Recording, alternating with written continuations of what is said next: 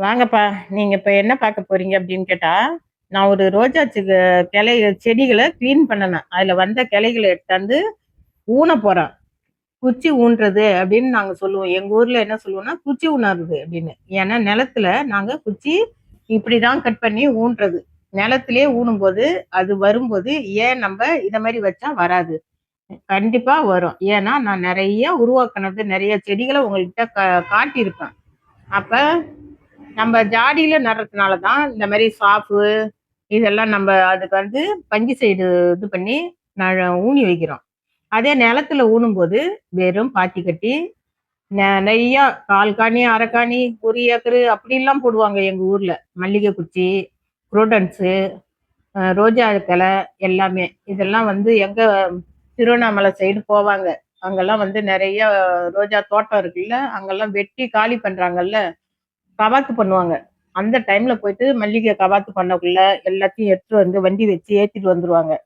எங்க ஊர்ல வந்து ஆள் வச்சு அது சின்ன சின்னதா இதே மாரி குச்சி குச்சியா நறுக்கிறது. இது குச்சி நறுக்கிறது, குச்சி ஊன்றதுன்னு நாங்க சொல்றது எங்க ஊர்ல. அப்ப இதே மாதிரி நிலத்துல ஊனிட்டு என்ன செய்வாங்க அப்படின்னு கேட்டா, தண்ணி விடுவாங்க. வாய்க்காலால தண்ணி பாயும். பாய்ஞ்ச உடனே அந்த சைடுல வடிகட்டிடுவாங்க கீழ. நம்ம இப்ப இதுல ஓட்டை போட்டு வைக்கிறோம், அடியில தண்ணி வடியுதுல்ல, அந்த மெத்தட் தான். பாத்தியில வந்து செய்வாங்க அது மாரி. பாத்தி கட்டி செய்வாங்க. அப்ப அதுல வெயில்ல அதிலயே வரும்போது, நம்ம இத வந்து நிழல்ல வச்சிருக்கும்போது ஏன் வராது?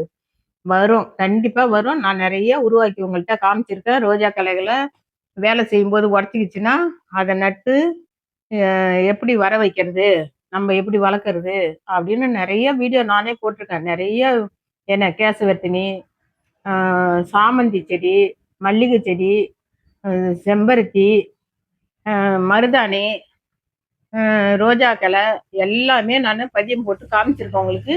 வீடியோவும் போட்டிருக்கேன். பார்க்காதவங்க போய் பாருங்க. ஏன்னா வைக்கக்குள்ளேயும் காமிச்சிருப்பேன். அது வளர்ந்ததுக்கு அப்புறமும் காமிச்சிருப்பேன்.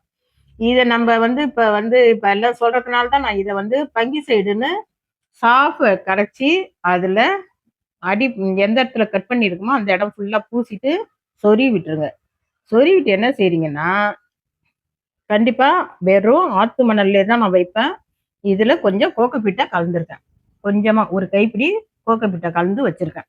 ஏன்னா, வெறும் ஆத்து மணல்ல தான் டக்குன்னு நம்மளுக்கு வேர் பிடிக்கும். கோக்கோபீட்லயும் பிடிக்கும். அது நான் ஒரு வாட்டி உங்கள்ட்ட காமிச்சிருப்பேன்.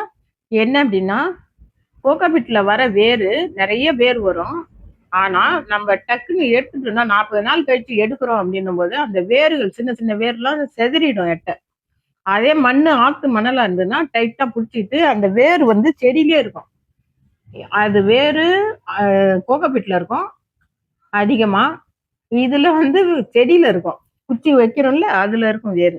அதனால தான் நான் ஆத்து மணல்லயே வைக்க சொல்றது. நான் 2மே உங்கள்ட்ட ஒரு வாட்டி வித்தியாசத்த காமிச்சிருப்பேன். இத எப்படி இருக்குன்னு பாருங்க, இதுல எப்படி இருக்குன்னு பாருங்கன்னு காமிச்சிருப்பேன். அதனால இதே மாரி ஆத்து மணலு, அதுல ஒரு கைப்பிடி அ கோகோபீட்டு கலந்து வைங்க. அப்புறம் தண்ணிய இன்னைக்கு ஊத்திடுங்க. ஊன்ற அன்னைக்கு ஃபுல்லா ஊத்தி, கீழ ஓடுற அளவுக்கு ஊத்திருங்க. அப்புறம் மறுநாளு அது மேல 3 நாள் ஆகும் காயறதுக்கு. காஞ்சதுக்கு அப்புறம் 3 நாள் கழிச்சு தான் மேல ஸ்ப்ரே பண்ணி விடணும் தண்ணிய. குச்சியில படக்கூடாது, ஆடக்கூடாது. எதுவும் பண்ணாத நீங்க என்ன செய்றீங்கன்னா, அப்படியே ஸ்ப்ரே பண்ணி விடுங்க. நிழல்ல வைங்க. ஒரு நம்ம ஜன்னல்லயோ, இல்ல வாட்டர் டேங்க் இருக்குல்ல, வாட்டர் டேங்க் அடியில நான் வைக்கிறது மாடியில வாட்டர் டேங்க் இருக்குல்ல, அதுக்கு அடியில தான் நிழல்ல வச்சுருவேன். எந்த ஒரு பதியமா இருந்தாலும் அந்த இடத்துல போட்டு, அந்த இடத்துல நிழல்ல வச்சுருவேன் நானு. எல்லாமே கம்ப்ளீட்டா நல்லா வரும். நான் எல்லாத்தையுமே உங்கள்ட்ட காமிச்சிருக்கேன். நெறைய நான் பதியம் போட்டு, போட்டு எல்லாத்தையும் எப்படி உருவாக்குனேன் அப்படின்னு. ஏன் அப்படின்னா, நம்மள்ட்ட இந்த ரோஜா செடி நான் இப்ப கிளீன் பண்ணேன் ஒரு ரோஜாவ. அதுல கட் பண்ண குச்சிங்க தான் இது. அந்த ரோஜா செடியில வந்த தளிர்கள்லாம் வந்து என்ன செஞ்சதுன்னா, இலைகள் முத்தி அப்படியே குண்டு குண்டா அப்படியே நின்னுட்டுது. அப்படியே குத்து குத்தா அப்படியே இலை அத தாண்டி வளராம அப்படியே நின்னுடுச்சு. அதனால நான் என்ன பண்ணேன், ஃபுல்லா கட் பண்ணி விட்டுட்டேன். ஃபுல்லா கட் பண்ணி கிளீன் பண்ணிட்டு, அதுல கிளைகளையும் கட் பண்ணி, எடுத்துட்டு வந்து தான் இதுல பதியம் போட்டுட்டு இருக்கேன். என்ன ரோஜான்னா, இதுல ஹனி டூப்ரி இப்ப ஊனந்து, இப்ப அடுத்தது ஊன போறது, ஆ நாட்டு ஆரஞ்சு ரோஸு. மண் கலவையை பாருங்க எப்படி இருக்குன்னு. என்னுடைய மண் கலவை அப்படிதான் இருக்கும். நார்மலாவே என்னுடைய மண் கலவை இப்படிதான் இருக்கும் பார்க்க. மணல், மண்ணு, மாட்டு எருவு தான் நான் போட்டு சாதாரணமா ரோஜா செடியை வைப்பேன். இப்போ குச்சி ஊன்றோன்னக்குள்ள வெறும் ஆத்து மணல், அதுல கொஞ்சமா கொக்கோபிட்டு. அப்பதான் வேர் சீக்கிரம் பிடிக்கும். பாருங்க, நீங்களும் இதே மாதிரி உபயோகப்படுத்துங்க. ஏன்னா உங்களுக்காக தான் சொல்லிட்டு வரேன். நீங்க குச்சை ஒரு செடியிலேருந்து நம்மளால நிறைய செடிகளை உருவாக்கிக்கலாம். நம்மளே எல்லாமே நம்ம போய் கடையிலே வாங்கணும்னு கிடையாது. நம்ம வீட்டிலேயே உற்பத்தி பண்ணிக்கலாம் அப்படின்றதுக்கு தான் சொல்றேன். அதே மாதிரி எப்படிலாம் செய்யலான்றத சொல்றேன். ஏன்னா நம்ம கிராமத்துல நிலத்துல வச்சு வரும்போது ஏன் நம்ம இப்படி வச்சா வராது? கண்டிப்பா வரும். நீங்களும் இதே மாதிரி கட் பண்ணி வச்சு உருவாக்குங்க வீட்டில். அடுத்தது என்னுடைய ரோஜா செடி வரும் பாருங்க. அது என்னன்னா, அந்த இலைய தான் ஒரு மாதிரி இலை அப்படியே 2, 3 செடியில என்ன பண்ணிடுச்சுன்னா, வந்து முத்தி அப்படியே அதுக்கு அடுத்து தளிர் வராம அப்படியே நின்றுடுச்சு. மொட்டை மொட்டையா நின்றுது. வெறும் இலை மட்டும் இருந்தது.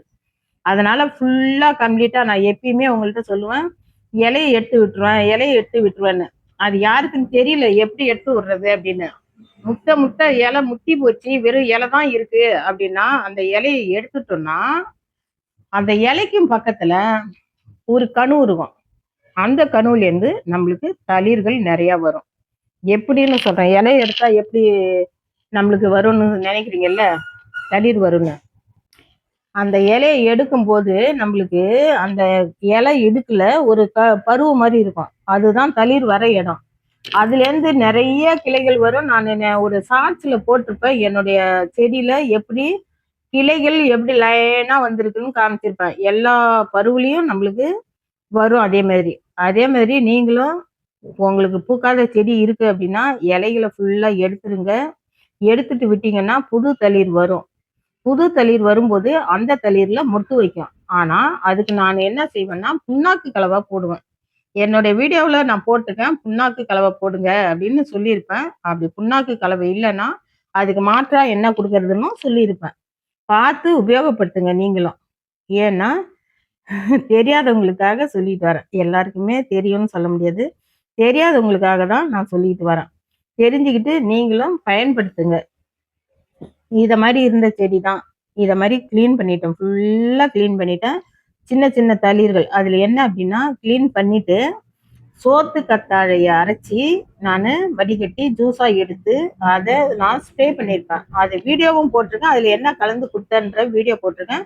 அதை போய் பார்த்து தெரிஞ்சுக்கிட்டு நீங்களும் பயன்படுத்துங்க. அதே மாதிரி தெளிச்சு விட்டீங்கன்னா வர தளிர்கள்லாம் மொட்டுக்கெல்லாம் மாறும், பூக்கெல்லாம் மாறும். நான் அதையும் காமிச்சிருப்பேன் அந்த செடியில. அந்த வீடியோவில் எல்லாமே காட்டியிருப்பேன் நான். எப்படி மொட்டு பூவு தளிர் எல்லாம் வருதுன்னு. அதே மாதிரி இதே மாதிரி கிளீன் பண்ணிட்டு இதுல வெட்டின கிளைகளை தான் இப்ப அங்க ஊனி வச்சது நான். பாருங்க, நீங்களும் இதே மாதிரி உபயோகப்படுத்துங்க. பிடிச்சிருந்தா லைக் பண்ணுங்க, ஷேர் பண்ணுங்க, கமெண்ட் பண்ணுங்க, சப்ஸ்கிரைப் பண்ணுங்க, ஃப்ரெண்ட்ஸுங்களுக்கு ஷேர் பண்ணுங்க. நீங்க கண்டிப்பா இதே மாதிரி உபயோகப்படுத்துங்க. தெரிஞ்சுக்கிட்டு செடிகளை வளங்க. அதே மாதிரி பதியம் போட நார்மலா நீங்க டென்ஷனே ஆக வேண்டாம். எந்த கிளையா இருந்தாலும் வச்சா நம்மளுக்கு வரும்.